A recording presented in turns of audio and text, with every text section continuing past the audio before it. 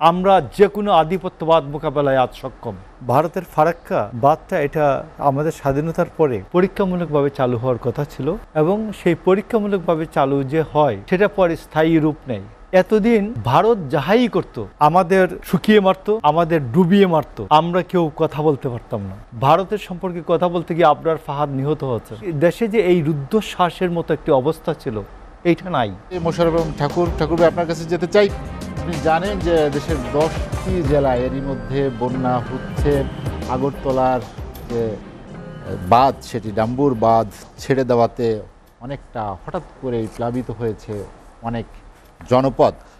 আজকের সর্বশেষ খবর হলো ফারাক্কার 109টি গেটই খুলে দিয়েছে ভারত।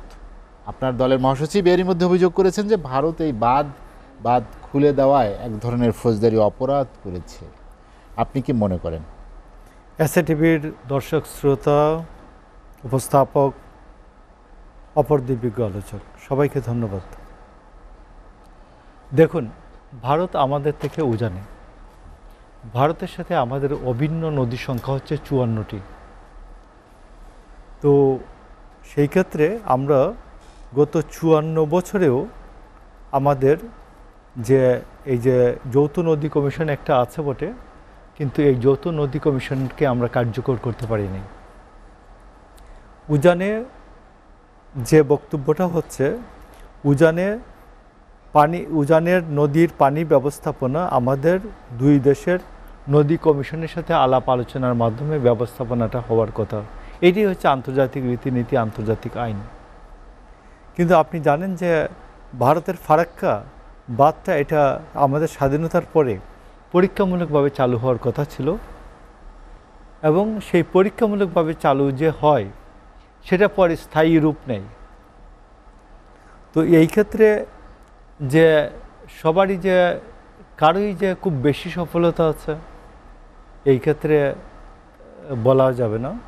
কিন্তু একটা বিষয় হচ্ছে যে এতদিন ভারত যাহাই করত আমাদের শুকিয়ে মারত, আমাদের ডুবিয়ে মারত, আমরা কেউ কথা বলতে পারতাম না।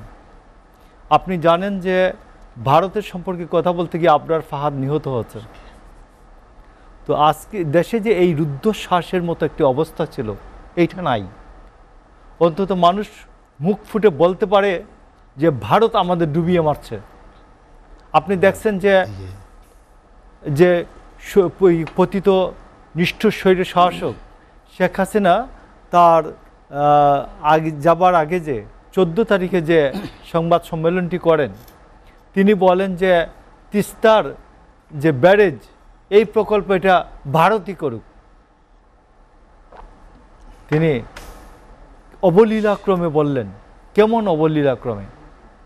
যে কথা হচ্ছে যে তিস্তার বাদ দেওয়ার কারণে আমার এখানে সমস্যা, আমার তিস্তার বাদ দিয়ে গজলডোবা বাদ দিয়ে আমাকে শুকিয়ে মারছে।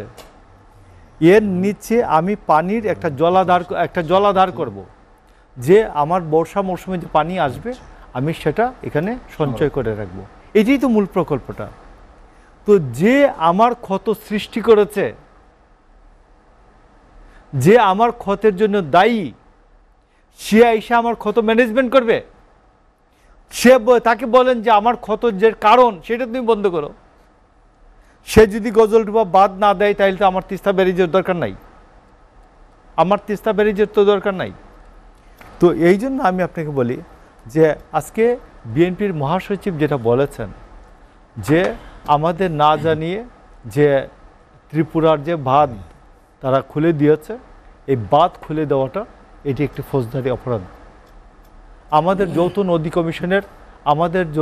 কমিশনের মাধ্যমে বাংলাদেশকে আনুষ্ঠানিকভাবে জানিয়ে যদি বলে যে পানি উপচে পড়ার মতো অবস্থা হয়েছে, অথবা বাঁধটি ধসে পড়ার মতো অবস্থা হয়েছে, অথবা বাঁধটি এই পরিমাণ পানি এসে বাঁধটি উড়ে যাবে যদি আমরা না সারি, তাহলে কী পরিমাণ পানি ছাড়বে এটা আমাদের সাথে আলোচনা করতে হবে। সে আলোচনা করেছে।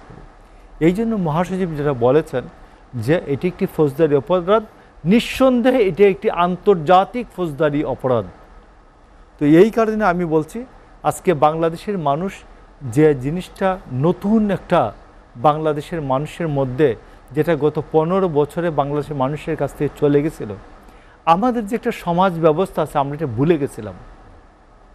আপনি দেখবেন যে এটা 74 সালেও দেখছেন যে 74 সালে অমর্ত্য সেন বলেছেন যে আমাদের দুর্ভিক্ষ হয়েছিল, বন্যার পরে যে দুর্ভিক্ষটা হয়েছিল, এই দুর্ভিক্ষটা খাদ্যাভাবে দুর্ভিক্ষ হয় নাই, বন্টন প্রক্রিয়া বা গণতান্ত্রিক ব্যবস্থাপনার কারণে দুর্ভিক্ষটা হয়েছিল।